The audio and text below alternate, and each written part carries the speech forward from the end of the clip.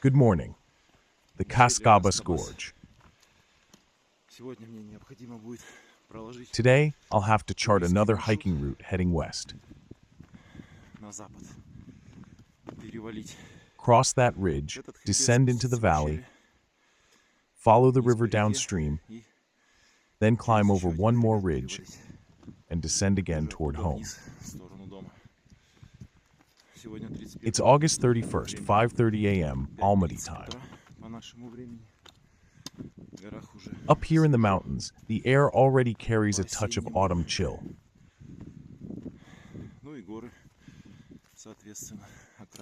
The slopes are slowly turning golden. The grass has faded, and birch trees are showing the first hints of yellow.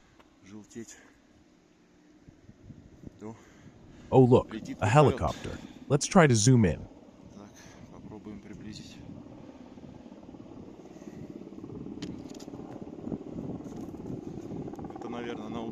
That's probably a good omen. May this day's journey go smoothly.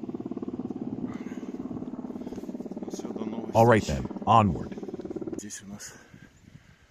Here's a small gate with a combination lock. Let's see if I can guess the code. No, not this one. Ah, got it on the second try.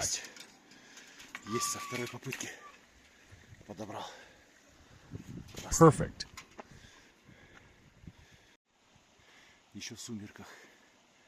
Even before dawn, I noticed dark silhouettes moving across that slope. My first thought, marals. But once I looked through the binoculars, I saw they were just horses fattening up on the high pastures. Back in Soviet times, people clearly lived here, most likely shepherds, and of course, they grazed their livestock on these very slopes. These trees growing along the gorge, that's the Tian Shan spruce, listed in the Red Book of Kazakhstan.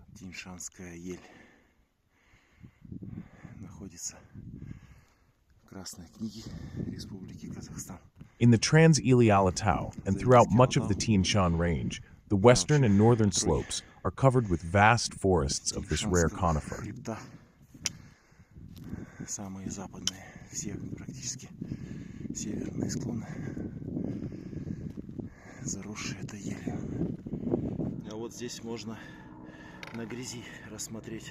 And here, you can even see a small bear's paw print in the mud. There goes another helicopter. The mountains are under high fire risk right now, so aircraft are patrolling, watching for any signs of smoke. Moving on, here's a human footprint, and right next to it, a bear's again. We share the same trail, the Wild and I, both traveling through the Qasqabas Gorge. An airplane passes high above. It makes me want to take to the sky myself, to see the mountains from a bird's eye view.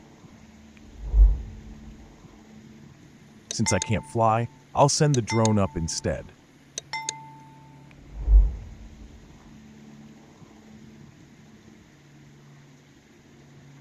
This is how eagles must see their realm.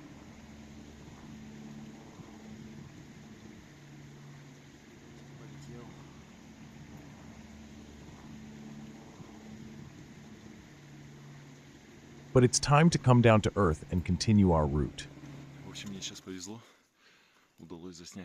Using the drone, I managed to capture a roe deer right here in this valley. The rut has already begun, and one male chased away his rival.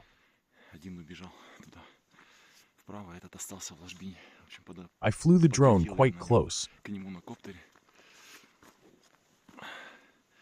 Almost landed it right on his head. Let's take a look at the footage.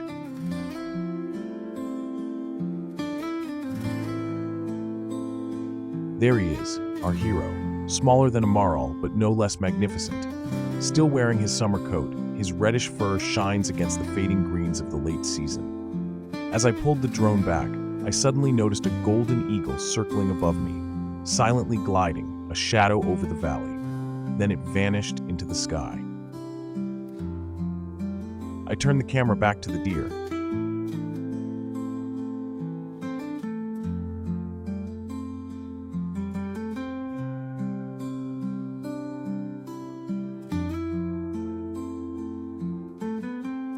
Couldn't stop watching him.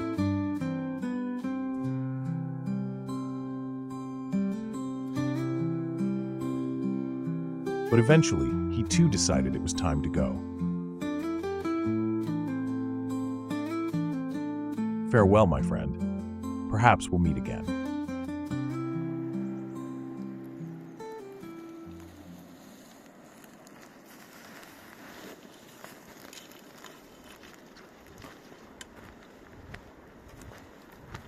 I continue through the spruce forest, descending toward the river.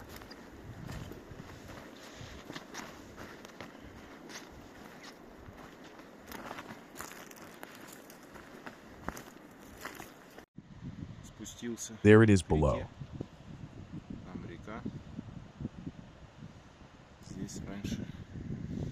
People once lived here as well. You can see traces of shepherds' camps. These pines are planted, artificial stands. Pine doesn't naturally reproduce here in the Trans-Ili Alatau. It can grow, but for some reason it doesn't spread on its own. I've made myself this handy stick, a universal prodder, as I call it. Maybe I'll find a quiet pool in the river to film something interesting. Didn't have much luck filming underwater, but look what I found, a miner's gold panning trough. Someone once searched for gold in this river. Did they find any? Who knows? The water is fast and wild. Who can say how much gold it hides? But I'm immune to gold fever, so I'll just keep going. Now I have to find a way across. Ah, a little bridge.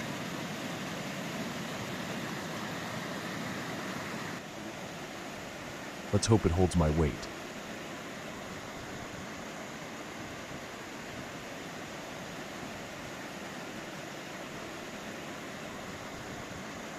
And made it. A birch forest. Beautiful.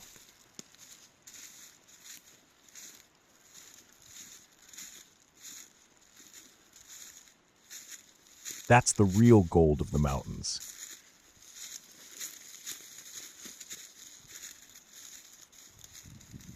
It looks like an old irrigation ditch was once dug here, though the map shows it as a trail. Let's check if there's a spring above. No, turns out it really is a trail, not a canal. Wild currant bushes grow here too.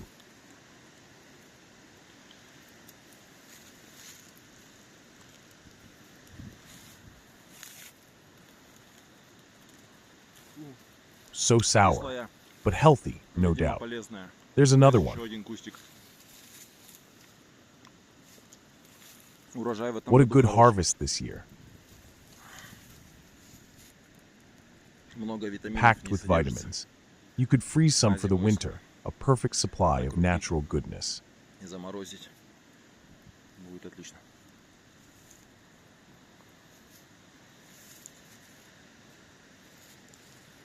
But look at this. I found someone's smartphone lying right on the path. If I can find the owner, I'll definitely return it.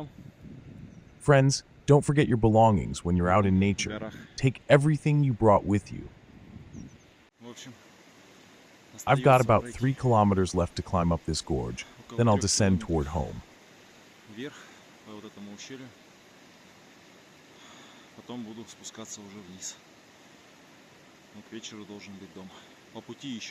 If time allows, I'll check a few camera traps I set earlier. They're closer to the city.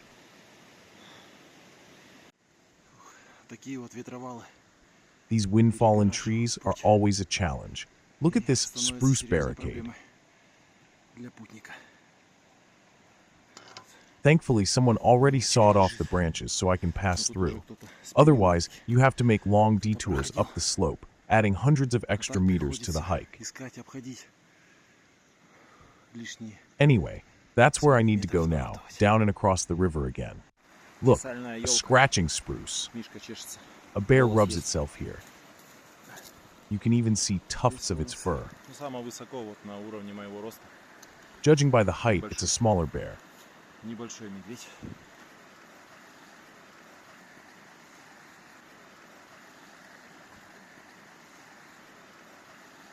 Hope he's not standing behind me right now. Well, I walked and walked, and look who I found. Marls, or rather horses. To saddle one and ride off right now. Don't worry, friends, I'm one of you.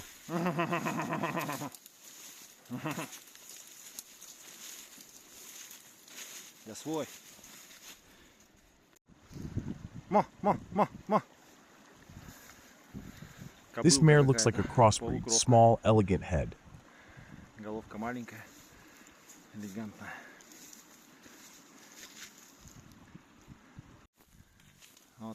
And there, a dark stallion, a real beauty.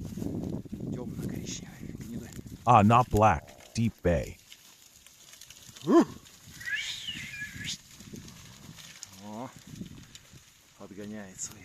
He's rounding up his mares, majestic.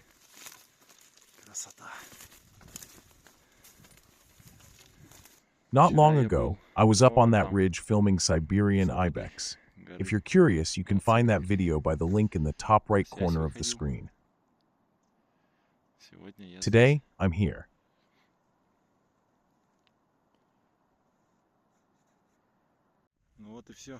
Mission accomplished. I've reached the highest point of my route. Time, 14:23. I started just before 6 in the morning, reached here by 2:30 in the afternoon. From here, the only way is down, toward home.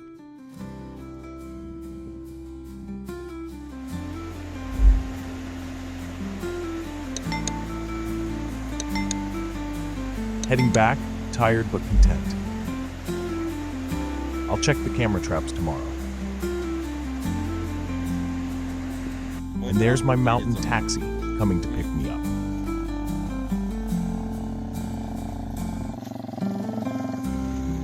Did you put your goggles on right?